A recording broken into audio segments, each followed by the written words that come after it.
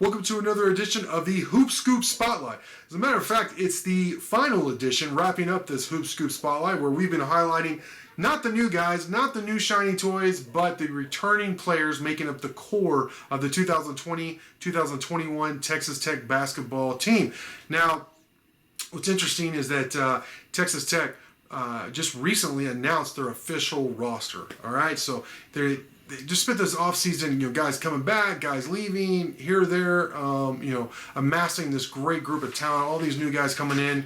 But Coach Beard actually spoke in a press conference that our own Joe Yeager was at, and via Zoom, of course. But they mentioned that there's more returners coming back for this team than any other Chris Beard-led team so far, in which kind of took me by surprise. I was like, is that right? There are 7 guys returning, so that is right. You think about all the new guys coming in and the overturning of the roster, but there's actually a pretty good amount of guys coming back.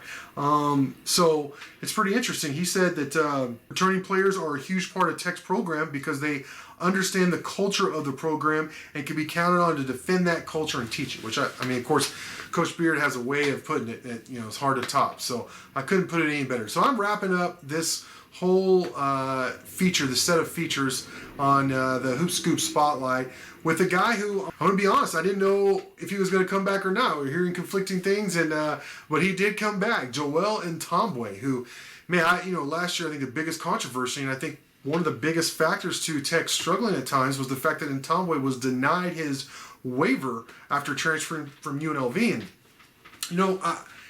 Ntambwe is a talented guy, 6'8". Now he's over 200 pounds. He averaged around 12 points and 5 rebounds as a true freshman for UNLV. He adds length. He adds offensive firepower. He's a guy who can create his own shot. He's going to help you on the boards, as I mentioned. I mean, he's just a big part of what Texas Tech wanted to do last year and certainly this year. So the fact that he is returning is huge. And here's what Coach Beard said about Ntambwe in his press conference introducing the roster here earlier this week. He said, Joel Ntambwe has a stronger, more athletic body than he did 2 years ago at UNLV. He's also more mature and better in film study. He can play 4, possibly even all 5 positions. So that's the kind of talent you're talking about with Joel Ntambwe. And I think he really rounds out this roster because, you brought in Marcus Santos Silva, you brought in Golden, you brought in some guys to play, Tyreek Smith is returning, so you have some guys inside. Of course, you brought in all those great wings and those guards, especially if Mac McClung is eligible. I mean, you just go down the list. Great players. You have some really great wings returning, and Shannon. Like I said, you can just go down the list and name everybody. But to me, Ntambwe is exactly what Coach Beard wants philosophically in terms of versatility. And like he said it, once again, he said it best. He can play practically all 5 positions, and not just play, but thrive at those positions. So his length, versatility, offensive firepower, help on the boards, all just huge additions for this Red Raider team. And boy, of course, the biggest question for me isn't if they're going to have success. It's will they grant Mac McClung his waiver? And if so, look out, as long as they actually play. So if they play, if they let Mac play, and if they let Jamarius Burton too, they give him his waiver, I mean, just look out. I think we're talking about another Big 12 title run despite all the great competition.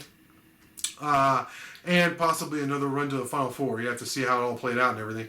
But great potential. And it all starts, as Coach Beard likes to say, with those returning players, keeping that culture alive and teaching it to all the newcomers. So with that, I want to thank you for watching this series, not just this video, but this series. It's been a lot of fun to go over these players. I love football as well, of course. I'm Texan, but football and basketball are both my sports I really love to cover, and I can't tell you which one I'm more excited about.